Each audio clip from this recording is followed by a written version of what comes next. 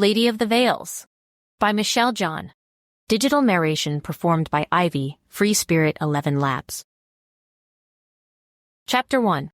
Heavy sheets of rain sluiced onto Katie MacGregor's windshield as she turned into the parking lot outside the Border Patrol office.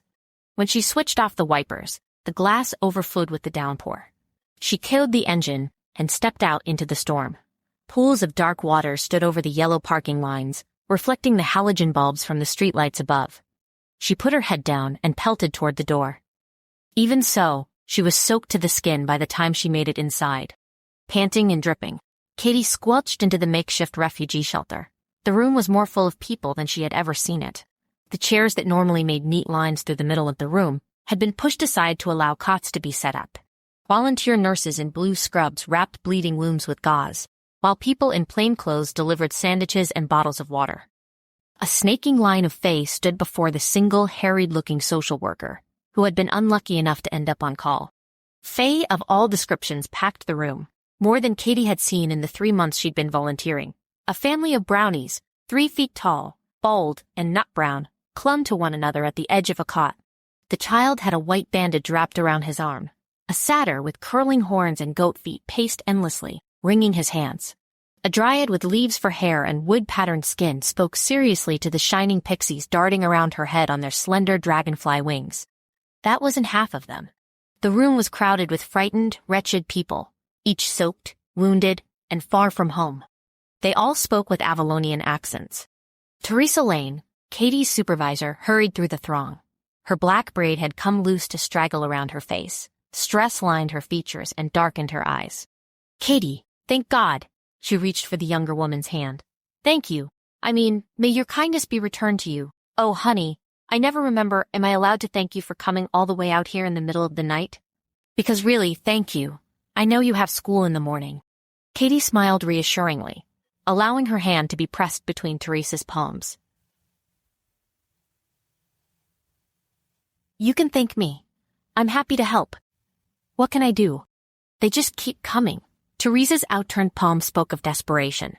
"I don't know why. I don't know what's changed. We need to do a bunch of health screenings and not one of them speaks English." Kate nodded. "Who first?" This one led them in. Teresa took Katie's elbow to lead her toward a far corner of the room.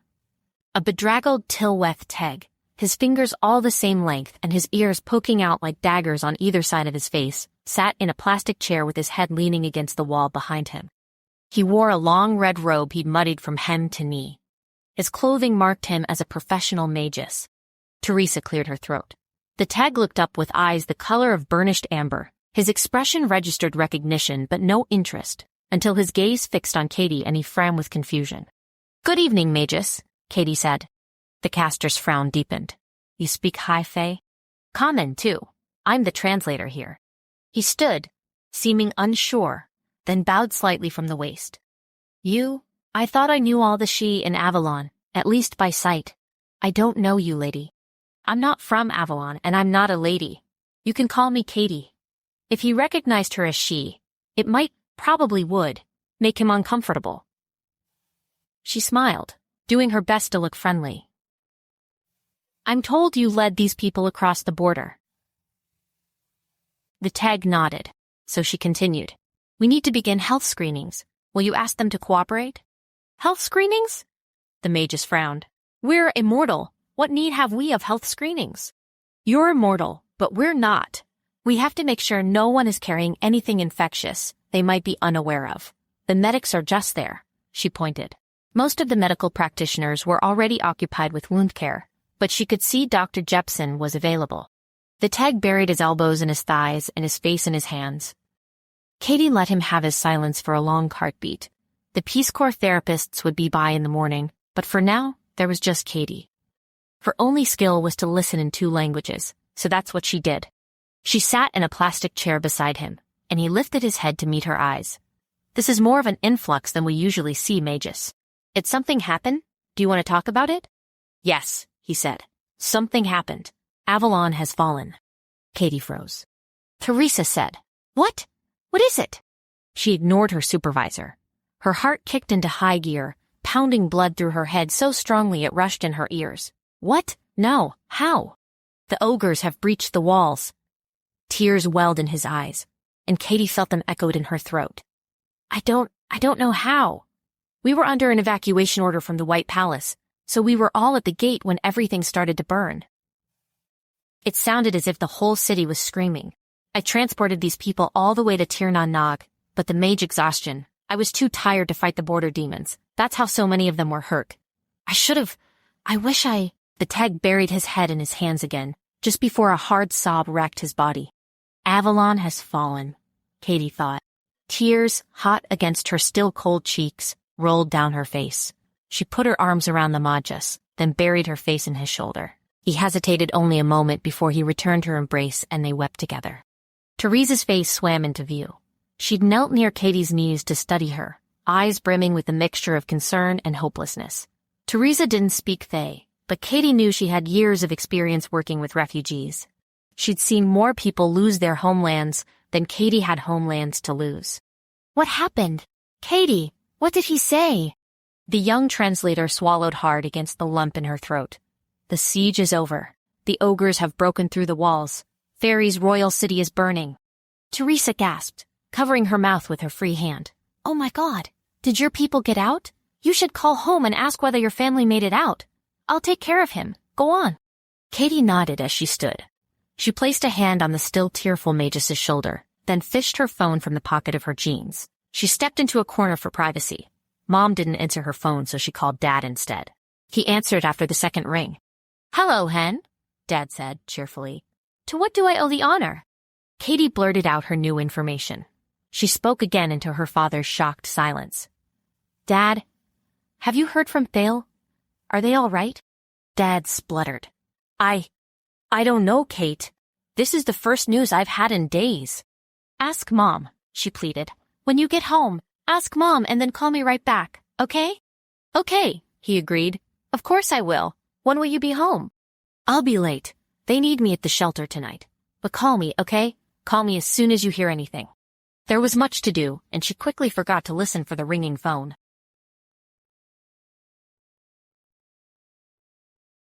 The television in the den played yet another newscast in the early hours before Katie left for school. Dismayed, she paused on the way past to peek in. Her mother sat on the white leather sofa, legs bent up beside her on the cushion, cheek resting on her knee. Mom was doing as she, and, under normal circumstances, she was as beautiful as she was poised.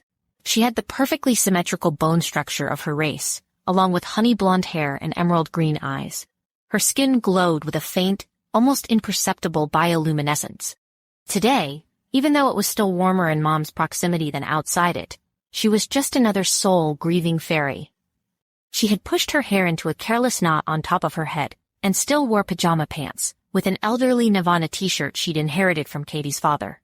The light from her skin illuminated an otherwise gloomy den. Mom hadn't bothered to open the curtains. She looked up as her daughter walked in to reveal a face pale and tear-streaked around the dark, sleepless circles that shadowed her eyes. In all of Katie's 18 years, she had never seen her mother cry as often as in the last 4 months. Hey, Katie spoke quietly, as if not to startle a skittish animal. Have you been up all night? Mom nodded. In Sealy-accented high Fae, she said, The ogres are burning everything, Katie. There are clouds of smoke on all the news broadcasts. The Boulevard of the Oaks is in flames. Tears threatened again, as they had so many times over the last months, but Katie swallowed them down. The Boulevard of the Oaks butted up against the White Palace. Burning on such a central throughway was a very bad sign. Her mind whispered Beri's name. He hadn't answered a text in 3 days. Her message history was just page after page of Katie asking, Where are you? Please answer. I'm worried. She tried to shut that line of thought down, but she felt it at the edge of her thoughts like a knife point through a thick coat. She asked, Do you think you're going to go to work today? Tears slid, seemingly unnoticed, down Mom's face as she shook her head and turned back to the news. The Sheev were bad at grief. Immortals weren't accustomed to mourning, and in Katie's experience, it hit them harder than it did humans. No matter how much they understood mortality on the surface, they never really seemed to get it until the loss set in. Katie sighed, then fished her phone out of her backpack. She dialed Mom's work number as she made her way down the front steps of her house. It was still raining in cold, insistent streams. Gray rivulets, colored by the stormy sky, ran down the sloped driveway. Katie wasn't surprised. Sometimes it rained when her mother was sad. It had been raining a lot lately. Her mother's secretary answered the phone on the second ring. "Hey, Samara, it's Katie. Mom's not going to be in today." She paused to listen. "I don't know what to tell the partners. Tell them Avalon is on fire and her son is MIA after his fighter jet was shot down by ogres. Thanks, bye."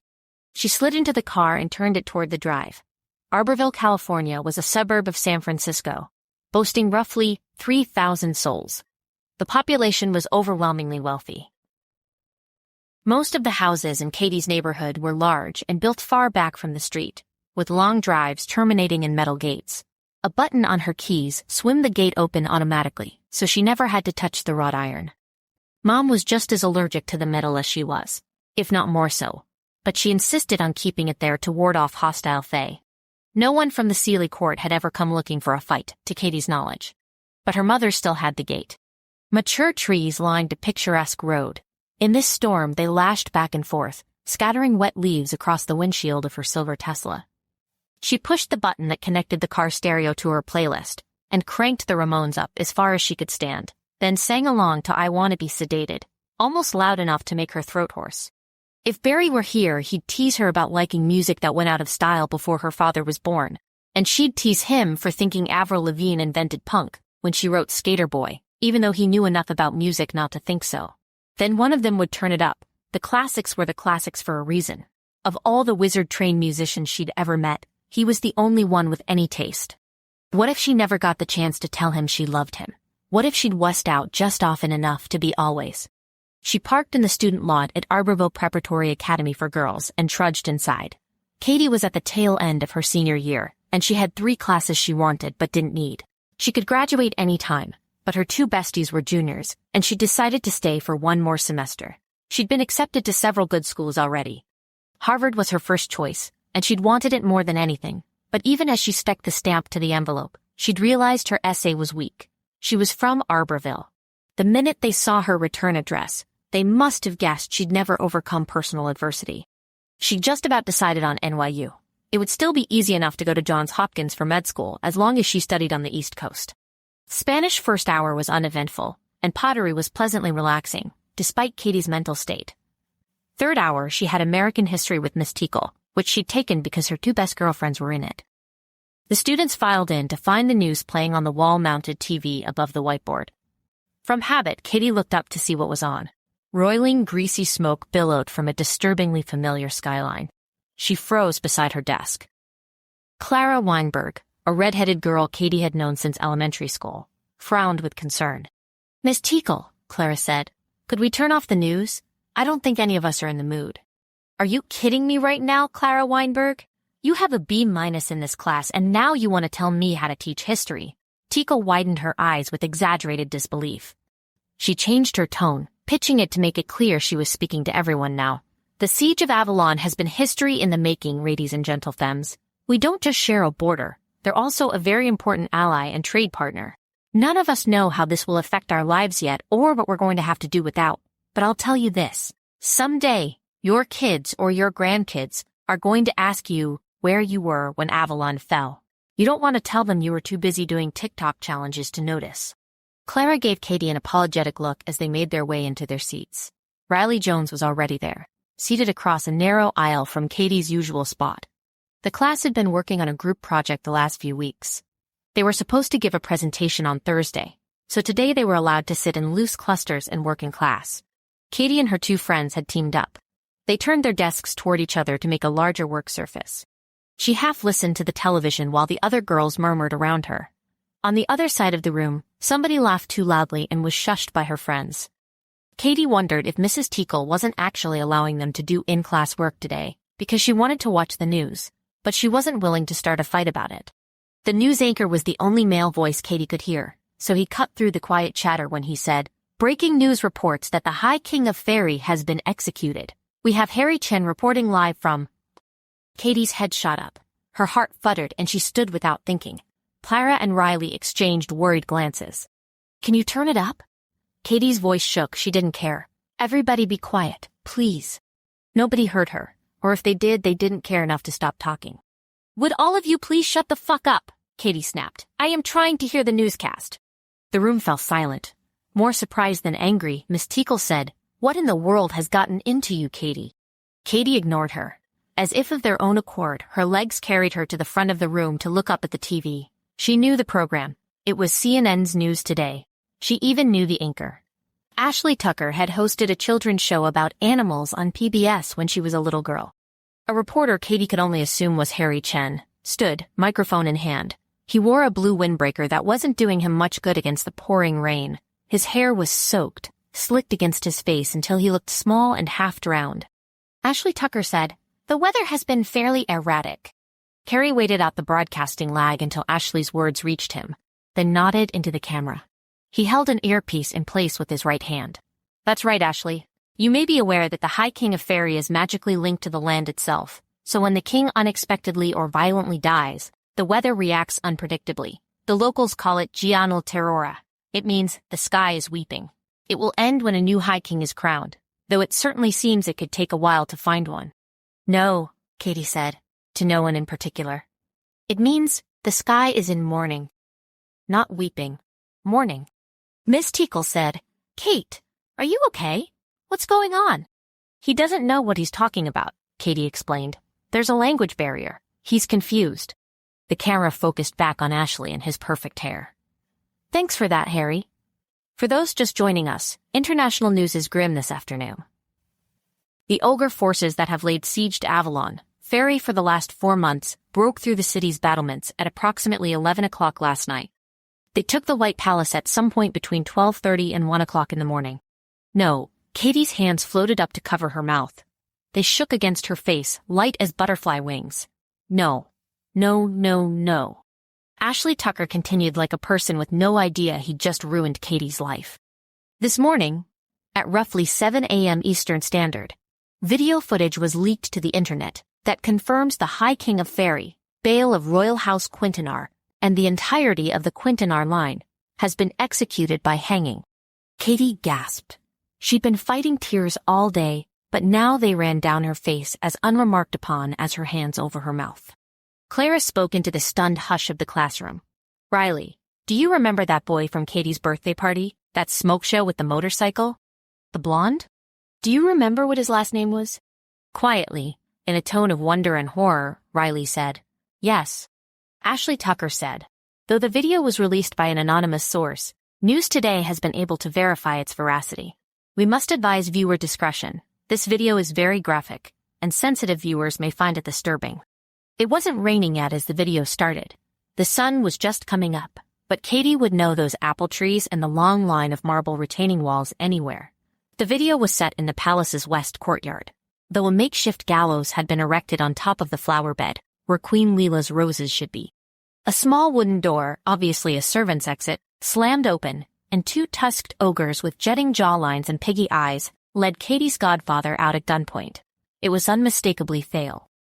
The long black hair and its she-style braids hid some of his features from her, but his posture, so erect as to be arrogant, was unmistakable. One of the ogres slipped a black bag over his head to hide his face from view. Next came Soulless, the crown princess. She was as blonde as her mother, and moved like she was in pain. Someone had hurt her before bringing her into the courtyard. She trudged between her captors, shoulders drawn up and head hanging. Lorei and her twin brother came next. They were dark-haired like their father, and though their faces were invisible from this distance, Katie knew they both had mischievous blue eyes and crooked smiles. Niathi was fighting hard, but even with his knight training, he wasn't strong enough to break the grips of his hulking captors. When the ogre with the black bag came for him, Niathi spit in the ogre's face. "No, Niathi, you idiot," Katie breathed, and, as she'd feared, the ogre hit him in the belly so hard he doubled up. She cried out against her hands.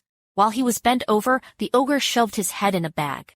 "Turn it off," Clara said, voice shaking, as if she too would cry. "Oh God, please, turn it off." Desperate, Miss Teakle said, "I can't find the remote. It was here just a minute ago." Beri was next in the line of succession, and he was next through the door. The ogres had to carry him between them. He didn't seem able to walk at all, and though he made an attempt, his toes mostly brushed the ground. His braids had come out, and a shining curtain of pale hair obscured his face. The ends were dark with blood. Katie made a sound halfway between a moan and a wail. Riley darted past her, throwing herself bodily through the air to slack the power button on the television. In the silent aftermath, Clara gathered her sobbing friend into her arms. "What happened to them?" Katie begged. "Are they okay? Did the constable come? He did, right? He saved them?" Clara was crying, but quietly, silent tears refracting on her heavily freckled cheeks. "Of course he did, dude. That's obviously some kind of made-up AI bullshit. That's not something that happens to people you know. That's not how cute boys you meet at parties go out, right, Riley?" Riley said, "Wasn't there a little sister, like kindergarten age? She followed him around everywhere. Remember, Clara?" "She was last," Clara said. "Didn't you see her?" "Nikki. Last time she was in Arborville, she'd been wiggling a loose tooth." Katie gagged and swallowed. She was already crying in front of her entire third hour. She wasn't going to throw up, too. "Oh, God!" Miss Teakle sounded like she would start weeping in another heartbeat. "Oh, God, Katie. I'm so sorry. I didn't know." "You didn't know?" Clara demanded loud and shrill. "She's been here all 4 years. She's the fucking salutarian. You never noticed her goddamn ears are pointed?" Quietly, Riley said, "I think we should go call your dad, Katie." Katie wept at her wet face with her hands, like it would do some good. She straightened her tie, then straightened her skirt and shouldered her backpack. Fail wouldn't cry in public, Katie thought. She squared her shoulders and lifted her chin as she made her way out.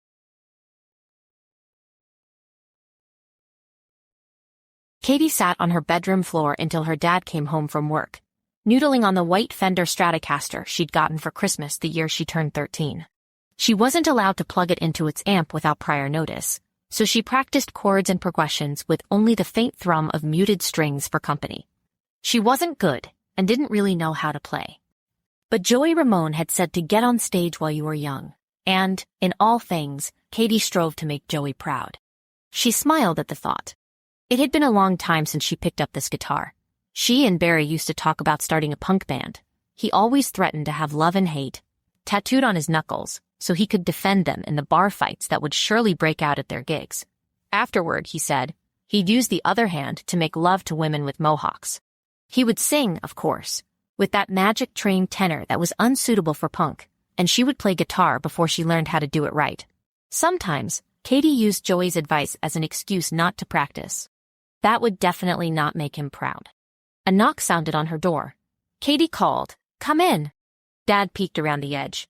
He was a human in his mid-50s, slightly pot-bellied, with white streaking his chestnut hair and beard. He had removed his suit jacket and tie. His white button-down was open at the throat, and he'd rolled his sleeves up to the elbows. He looked tired and terribly sad. "I've ordered a pizza." He still spoke with a Scottish brogue at home, though Katie knew he sometimes dropped the accent at work. "Will you help me eat it?" Katie shook her head. "I'm not hungry. Thanks anyway." Dad pulled a face. "Are you telling me I ordered a vegetarian pizza for nothing?" "Woof." She smiled down at her fingers on the guitar's thin neck. "Not for nothing. Your cholesterol, and your immortal soul, of course, because meat is murder." "You're a monster." He came in without being invited, then made his way across the rug to kiss the top of her curly head. "Are you ever going to come out of your room again?" Katie shrugged. "Might not. Outside sucks. All my stuff is here." She looked up to meet his dark, serious eyes. Most of Dad's few wrinkles were laugh lines, but these last few months the parallel creases on his forehead had deepened. Katie wished he would smile at her half-hearted joke, but he only nodded. "I'll set your supper aside, shall I?" "Thanks, Daddy." Katie looked back down at the guitar to hide the expression on her face, but he must have seen it anyway. He chucked her under the chin like when she was a little girl and she had to look up at him. "Oh God, it's Daddy now, is it? Have you got cancer or something? Wait, have I got cancer? Along with the high cholesterol?" God smiled in a way that didn't reach his eyes. "At least he's trying," she thought. "He's trying to be happy for me." She smiled back. "Ha ha, see if I show you affection anymore." He tipped her a wink, which almost succeeded in making him look like a man without a dead son. "Don't stay up too late, all right?" "Yes, pater familias." "That's more like it." He ruffled her hair before he pulled the door shut behind himself. Katie gave up on the guitar and stretched out on her bed. She belatedly remembered her shoes and kicked them off onto the floor, then picked up her phone to scroll through it. Clara and Riley had each texted her a few times to ask if she was okay, but she didn't have the energy to answer. Instead, she opened the conversation with Beri for the millionth time. There was nothing there but blue bubbles. She wrote, I'm in love with you. I have been for years. I'm sorry I never got to tell you. Then press send. Maybe, wherever he was, he would hear her. Surely he had died knowing she loved him. He must have had some inkling. Outside it was still raining, though it had become less of a downpour and more of a steady drizzle. Her room was bright and comforting. She still slept in the same canopy bed she'd forced her parents to buy when she was 8, and her bedding was pink and printed with fat unicorns. Every inch of the walls was covered in band posters, the Misfits, the Sex Pistols, and her prized vintage Ramones. A thick rag rug cushioned her hardwood. Another quick rap sounded on her door before Mom poked her head in. Your father was supposed to bring you to dinner. Oh, sorry, Katie said. He made it sound like an invitation, not an order. Mom smiled. She'd put on jeans with a white blouse and even combed her hair out. It was the first time since an Air Force colonel with his hat in his hand had come to inform them Leon was missing in action. It was unlikely, he had explained, that her son had survived ejecting from the cockpit of his fighter when it was shot down. The USAF would keep looking, though. Until they found Liam's body, they couldn't legally declare him dead. You look nice, Katie said. What's the occasion? Mom sat down beside her on the edge of the bed. As usual, she smelled of roses. I was called into your school this afternoon, and told you melted down a bit in history. Katie sighed. Yeah, I was not my best self today. Mom tipped her head quizzically. What do you imagine your best self to be? Katie snorted. Well, my best self doesn't cry in third hour, for one thing. Your best self is allowed to feel things. Mom reached for the Strat, and Katie let her take it. She carefully placed it on the stand near the foot of the bed. What sort of person would you be if you saw that video and didn't cry? Who told you about the video? Dr. Tiernan. She said your history teacher didn't realize you'd be so upset about the fall of a foreign government. I explained our familial relationship with the Quintanars. Suddenly, the school was very interested in preventing a lawsuit. Katie looked down at her unpleasantly empty hands. Mom wound an arm around her daughter's shoulders. I'm sorry you had to find out that way, my heart. Me too. She placed her cheek against her mother's chest, then cleared her throat. I genuinely considered not going in today. I wish I'd followed my instincts. Mom heaved a melancholy sigh. Did I ever tell you how Fael came to be your godfather? Katie stretched out to place her head in her mother's lap. I always wondered. She didn't know whether she wanted to talk about Fael or be held by her mother more. Mom ran her hand through Katie's unruly curls as she talked. When Layla found out her mother had betrothed her to the High King, she was understandably frightened. Of the birthright, Katie guessed. Yes, of course. To begin with, you must understand that we knew very little about House Quintanar or the High Court then. All we knew was that the progenitor of their dynasty had traded their immortality for death magic that could kill immortals. It's frightening enough to marry a stranger when he isn't equipped with such terrible power. We didn't know if the birthright must always be cast, or whether it could happen accidentally in, say, a moment of passion. Or if perhaps Thale might be mad, or maybe cruel. Layla had already been my friend for a very long time. I decided to go to Avalon with her, ostensibly as her maid of honor. If it went wrong, we would fight our way out and run together. Imagine our surprise when we went to Avalon expecting a monster and found Thale instead. Young Thale. Katie could almost imagine him without the gentle laugh lines that crinkled his eyes and the little glasses he wore to read. Mom smiled at her memories. Anyone might have expected him to be handsome. There was a great deal of magic in his bloodline, after all. Quintanar marriages were always chosen to increase their power, back when it was still appropriate to choose such things for your children. And of course, he was well-educated and urbane. Avalon was no backwater. The surprising part was that he was deeply empathetic and forward-thinking. He was the one who invented the King's Council, and who abolished slavery in Avalon. He was so far ahead of his time the other courts scarcely knew what to make of him. He fell in love with Layla the moment he saw her. I watched it happen, right as she stepped out of our carriage. Mom dabbed at her eyes. I'm sorry, darling. I don't know where Layla has gone now, but my heart aches for her. Her beloved and 5 children, put down like dogs. The mind boggles. Katie thought again of the blood in Beri's hair and breathed through her own threatening tears. They'd been tortured first. She would take that information to the grave before she ever said it to her mother. I decided to stay in Avalon for a time. I found Thale's liberalities fascinating. His rule was like a favorite novel, where you wonder what the hero will do next. I was happy in Avalon. And then, I met your father. You make it sound so ominous, Katie teased. Mom smiled dreamily as she brushed hair from Katie's brow. If I have described Thale as beautiful, I can assure you, he paled in comparison with Martin MacGregor. Katie had seen pictures of her father as a young man, of course. He was very handsome, with thick curly hair and a strong jawline. But he was certainly not more beautiful than the High King of Faerie and his carefully cultivated magical bloodline. As you know, I fell pregnant with your brother, and it was impossible to hide my affair with a human any longer. There was a trial, but it was obvious by then I was guilty. Your father stood before the entire summer court and swore he would never be parted from me or our child, so long as he lived, whether he lived one more day or 100 years. I was sentenced to exile.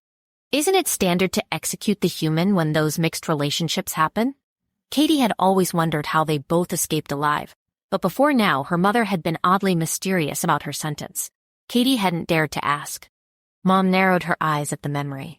The Queen of Summer never engages in a battle unless she's certain she can win it. Amoral heretic though I may be, she knows full well what I'm capable of. She was not willing to risk a fight by harming my family. Mom blinked herself back into the present. But you will never meet my mother, and you need not concern yourself with her. She doesn't sound like the type of grandmother who bakes cookies, Katie observed. Mom's eyes widened as if the very idea was appalling to her. Never take food from the Summer Queen, child, or any gift she offers you. But I'll never meet her anyway. Not while I live to protect you. Mom smiled, brittle. Where was I? Oh, Thale. Thale decided my exile was unjust, so he invited your father and me to join the High Court. I suddenly had no title or holdings, but I had the family we'd all built together. So from that day forward, I traded Summer's green and gold for High Court blue and silver. But the day Thale Quintanar became my brother was the day of my wedding. Your father and I could not be legally wed anywhere in Faerie, and Liam would soon be born. We decided to get married here in California, and we engaged a justice of the peace. By rights, my wedding should have been a royal event with festivities lasting weeks. But the only guests were Layla and Thale, and the twins, of course, who were little more than babes in arms then. It was while we stood in that drab courtroom, I realized I would be his friend for the rest of his mortal life, however long that happened to last. He loved me just as Layla did, not for who he wanted me to be, but for who I was. He had no obligation to us, but he chose to be our family. Mom paused, then took a shaky breath. I should have been there yesterday, Kate. My sword should have been beside those of his guard. I failed him. I failed all of them. I don't think one more sword would have stopped an army of ogres, Mom. Katie squeezed her mother's hand. Not even yours. Mom squeezed her back. Then, I should have fallen before his enemies. A tear hit Katie's forehead, but her mother dried it with the ball of a gently glowing thumb.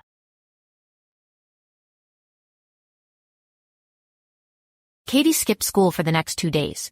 On the first, both parents stayed home and they all sat in the den, binging Gilligan's Island and eating popcorn. The second day, Dad had to go back to work, so it was down to Katie and Mom. Her mother was back in her pajamas with her knees pulled up on the couch beside her. But at least she'd combed her hair. Katie told herself it was a good sign. It wasn't fair to judge the pajamas. She hadn't changed out of hers either. Mom's golden brow furrowed as she watched the skipper rampage around the island after another thwarted escape attempt. What? Katie asked her. They would be better off drowning that fool. Mom shook her head. They'll never leave the island otherwise. There is something wrong with you? Katie shoved a piece of popcorn into her mouth but talked around it. He's Gilligan. He's what makes the show funny. Mom wrinkled her nose with disgust. I don't get it. What else is streaming? Dad loves this show. Katie rolled her eyes, but she stood to fetch the remote just as her mother's phone went off. She grabbed it from the coffee table to pass it over. It was probably one of the Pearsons from Pearson, and MacGregor again. The partners had not stopped freaking out over Mom's refusal to kiss movie star butts for the last 2 days, and they'd taken to calling every half hour as if to prove a point. Weaponized incompetence is all this is, Katie pointed out. It's like you're the only entertainment lawyer Earthside who can charm spoiled assholes into signing movie contracts. Tell the Pearsons your actual child needs you. Watch your language. Mom unfolded her legs. Though you're not wrong, they're grown men. Surely one of them owns a pair of high heels and a short skirt. She frowned at the caller ID. Oh, it's not the Pearsons. Hello, you've reached Rihanna MacGregor. She listened for what seemed an unusually long time, face gradually darkening into a glower as heavy as looming thunderclouds. He answered with a sharp snap in high Fae. Who is this? Curiosity piqued. Katie mouthed, What's going on? Mom met her eyes, then stood and turned away. walking into the foyer to be alone. Katie debated allowing her mother privacy for nearly a second before she rose to surreptitiously follow her. She took cover behind the arched threshold between the den and the entryway, straining to hear without being seen. Mom was still on the phone, pacing like a caged animal. Her knuckles around the handset were white, and her free hand had knotted itself into a similar fist. Is this supposed to be a joke? I loved that boy as if he were my own. What sort of a monster would make light of a stranger's grief? Katie's stomach knotted. How will you prove it?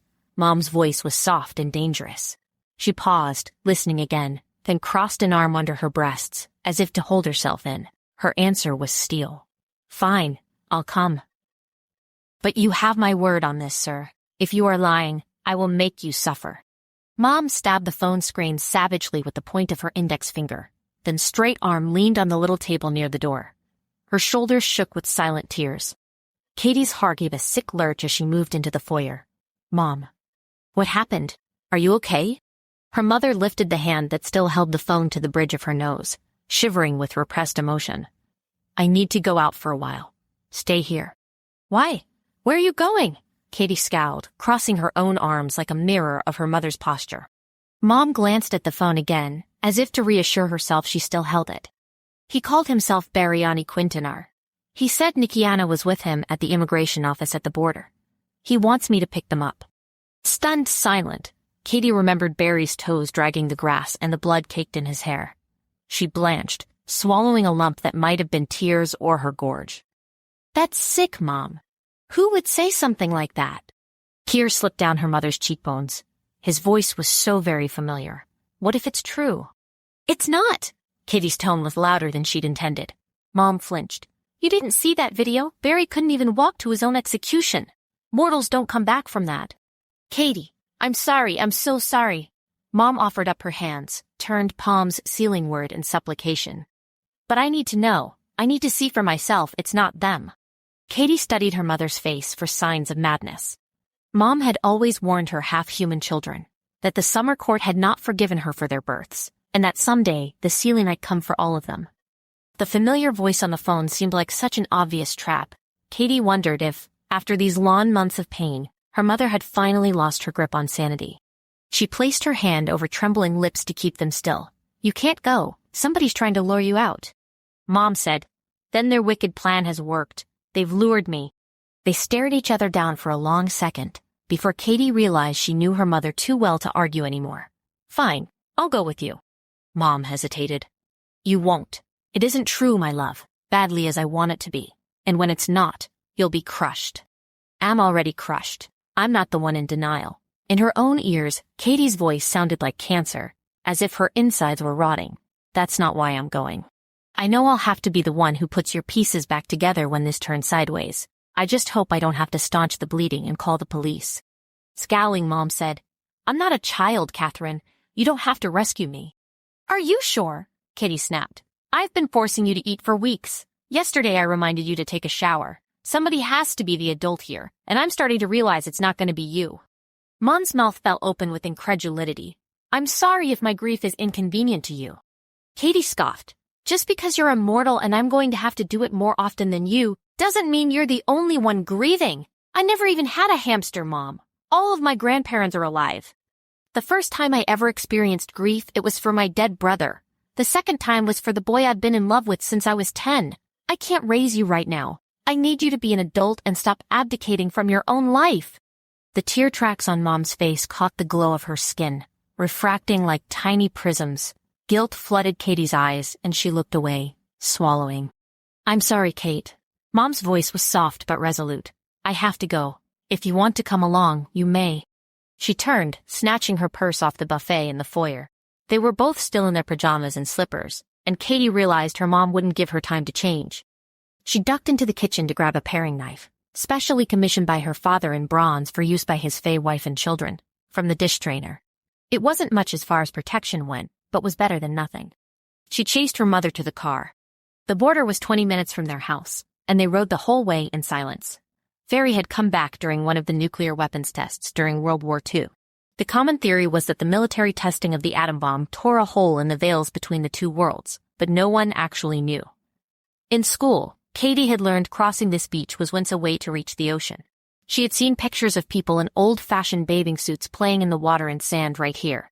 But now the border stretched from Washington to the Baja Peninsula, between the ocean and the sand.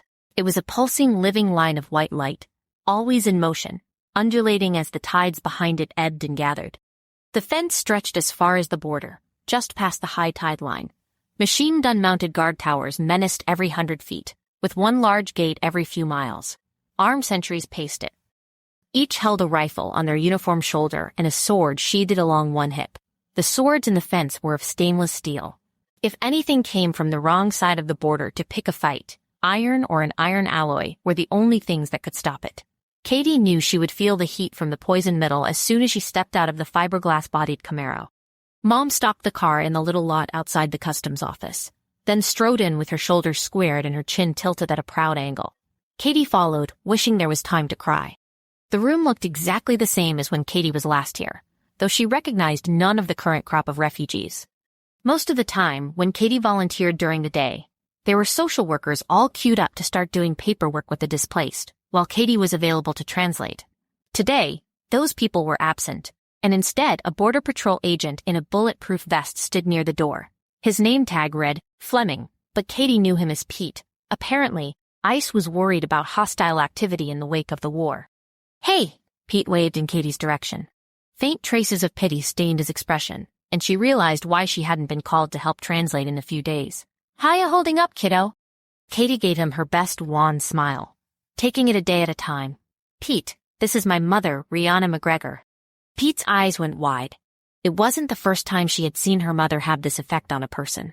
Before Katie was born, Mom was the crown princess of summer for thousands of years. And she was impressive even wearing 2 loose pajama pants without a bra.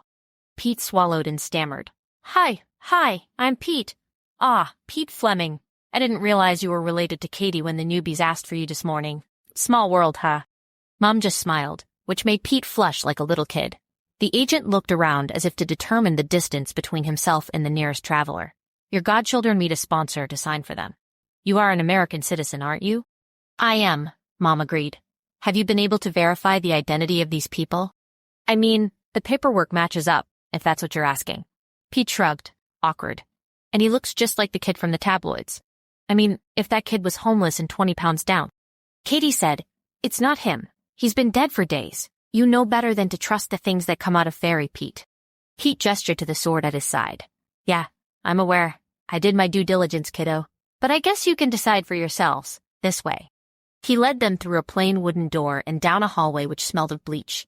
On their left side was another door, brown and nondescript as the first. Pete knocked, and an officer Katie didn't know opened. This one wore a name tag that read, Perez. "Mrs. MacGregor is here," Pete announced. Perez stood aside to allow the MacGregor women access before he shut the door with them still inside. Perez clearly didn't believe they were in danger, either. The room was empty except for one square table with 4 chairs. A large mirror covered the back wall. Katie wondered if it was two-way glass like in a cop movie. Did an immigration office need something like that? 2 people waited inside, and when Katie and her mother entered, they both stood. They were filthy, with ripped clothing and bones that were too sharp at their cheekbones and wrists. Both were she, like Katie's mother. The young man was just over 6 feet tall, with white blonde hair turned gray with dirt. He wore a layer of filth so thick the faint glow of his skin was nearly obscured. The other was small, only coming up to her companion's waist, and her dirty skirt had tattered edges. She too had long, pale hair no one had washed for a while. When she saw Katie's mother, she cried out and took a step forward, but her tall companion put out a hand to stop her. "Rihanna, I'm pleased you've come." His accent was wealthy Avalon, and his weary voice was so melodious it could only be magic-trained. Katie knew that voice. She knew those gray eyes, rimmed with dark lashes like lace. He had his father's eyes, and his mother's straight nose and high cheekbones. His mouth was his own, softer than either parent should have made it, and she'd spent too long wishing for the courage to kiss it. Katie hugged her ribs. Her memory showed her what he'd look like if his toes dragged the grass and bloody hair obscured his face. Her whole body trembled like it would fly apart. Her teeth tried to chatter, but she clenched her jaw. She couldn't have guessed this liar would look so much like Beri. She'd had no idea his voice would sound so familiar. Her mother was right when she tried to make Katie stay behind. She wished he were real. and she hated him for how badly she wanted it. Arms crossed, Rhiannon approached the impostor with narrowed eyes. It's an excellent illusion, mages. You have some skill with the cruelty. He held one hand out to stop her coming closer, angling his body as he did so. The child was behind him. He was scared, Katie realized, and he was right to be. It wasn't for nothing that the Fae called Mom Dragon's Bane. He said, I can't work illusion, Rhiannon. I've never had the talent for it. That was true of Beri, though whether it was true of this person, Katie didn't know. Some Fae could make a stone look like the moon, or a kelpie-infested bog look like a clear stream. Beri had more magic than he knew what to do with, but illusion wasn't among his skills. Whoever this was, he'd steadied his target. Katie wanted to hurt him. She'd never wanted to hurt anyone this badly before. Who sent you? Rhiannon asked. Are you a summer operative? Have you come from my mother? His desperate expression was unlike anything she'd ever seen on the real Beri. Please, we've come such a long way. Most of it on foot. I just want to go home. There must be something I can do, or some secret I can tell you to prove my identity? Katie had spent the entire ride imagining how she'd respond if he said something like that, and the word formed on her tongue exactly when she needed it. Bleed. Everyone looked at her, so she continued. Beriani Quintanar is mortal. Are you mortal? The sheet man frowned. Of course I am. I don't believe you. Katie wasn't sure what her voice sounded like to the other people in the room, but none of them tried to interrupt. Here's what most Fae don't understand about mortality. It isn't just one bad day that makes everything stop. It's a lifetime of little pains that never quite heal. It's when you break your leg, and then it aches when it snows for the rest of your life. It's 100 white scars on your hands from where you've cut yourself washing dishes. Katie paused. Beri Quintanar heals slowly, like a mortal. I've seen him do it. His expression was confused and horrified, though Katie could tell he was trying to hide it. Katie. His tone begged her to be reasonable. It was exactly how Beri always said her name, the way the particularities of his voice and accent combined around the foreign word. She wanted to cry. Instead, she snarled, Don't you dare say my name like that. He jerked like she'd slapped him. Whoever he was, he seemed to have forgotten about Rhiannon, and now he and Katie stared each other down, like a pair of gunslingers outside a saloon. The child at his side looked back and forth between their faces, obviously frightened. Quietly, Rhiannon said, I think he's telling the truth, love. Katie said, I think you want it too bad. The impostor heaved a deep sigh. He sounded so tired, not as if he lacked sleep, but as if he lacked peace. I'm not dead, Kate. Yeah? Tears filled her eyes. She was only surprised it hadn't happened before now. Tell that to the video of your execution I had to watch in history class. And to the 1,000 text messages I've sent over the last week, begging a dead man to answer. Tell that to the nothing I got in return. The she-man regarded her in silence for a long moment. In his expression, something shifted. He seemed to realize all at once that he was looking at a heartbroken girl and not an adversary after all. Gently, he said, It's difficult to recharge your phone in the woods while you're being hunted by ogres. How convenient. Her voice shook. Katie. Mom hesitantly touched her elbow. Katie shook her off. Bleed or we're leaving. He reached up to pinch the bridge of his nose and her heart stopped. She knew that gesture. He'd learned it from his mother. All right, I'll do it. Do you have a blade? She'd meant to fight him with it. She took the paring knife out of her pocket and crossed the room to hand it to him. Handle first, though she wanted to cut him anyway. The child cried, Brother, no. He looked down at her with a small, affectionate smile. Don't worry, your glory. Katie won't harm me. Katie was suddenly, completely certain she was looking at Beri Quintanar. How would a stranger know how much he loved his little sister? He took the knife in his left hand, positioning it over his palm the way any southpaw might, if he intended to cut his food. He blew out a breath. Katie's stomach twisted. She almost stopped him. I can help you, Mom offered. If you like. He nodded relief before passing her the paring knife. When he offered his palm, Mom shook her head. It will hurt less on the back of your arm, lad. There are fewer nerve endings. She took his elbow firmly in her hand so he wouldn't move, then drew the knife down across the flesh of his forearm. He hissed. Blood welled under the knife's edge. The little girl said, meekly, Does it hurt very much? Not at all. The tightness in his face said otherwise. Katie watched the blood run down his arm and over the edge of his hand, waiting for the wound to pull itself back together.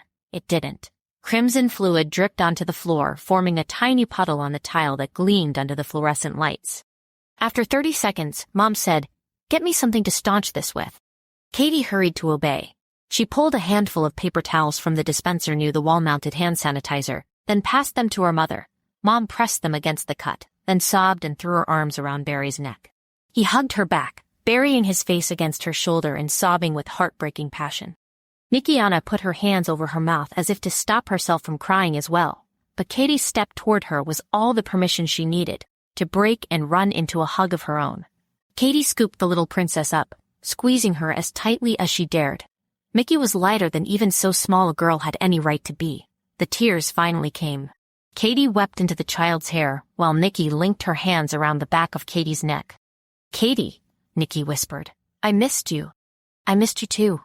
Katie wondered if she should pinch herself to see if she was dreaming as she suspected. In the last few days, she'd dreamed this so many times. Her mother, huskily, said, "Give me that baby, you selfish girl." Still weeping, Katie passed the reaching child to her mother.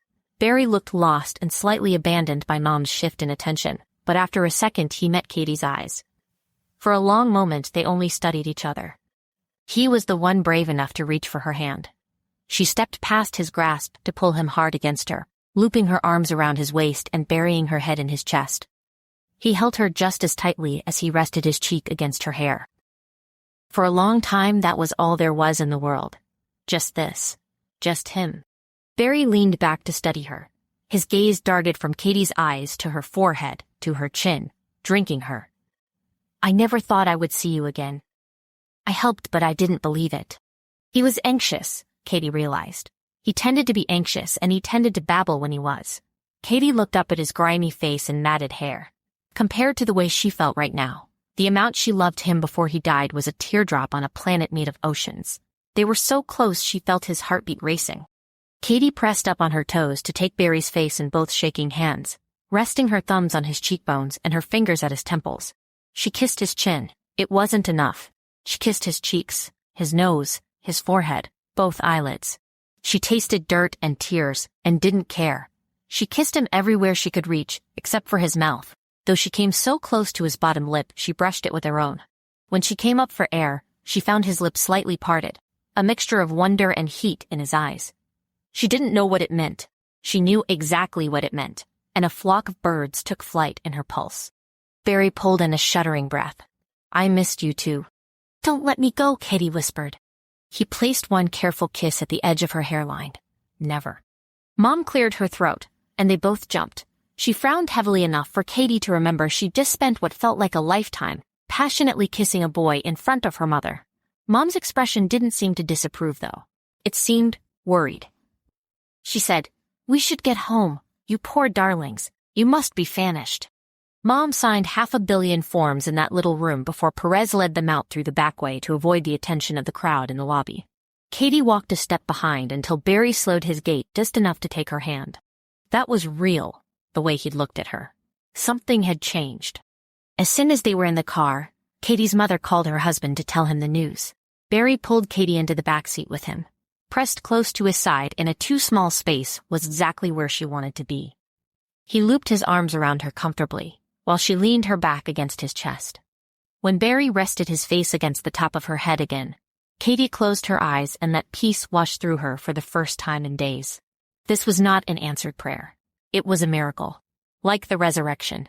She closed her eyes to let the sunshine through the car windows warm her face until they reached the Arborville city limits.